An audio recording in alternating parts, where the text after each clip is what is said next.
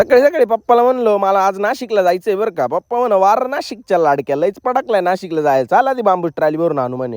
मग गेलो आम्ही बांबूस ट्रॉली भरला आणि त्यात भेटायला जावई सुद्धा आले. आता जावयांची भेट घेतली. जावयांना म्हणलं कसं काय चालू आहे, ओके की. जावई म्हण मामाश्री मोबाईल खिशात घाला नाही तर बाबा तुमच्या फटका टाकतील बरं का बांबूचा एखादा. म्हणलं हा ते बरोबर आहे गाड्या.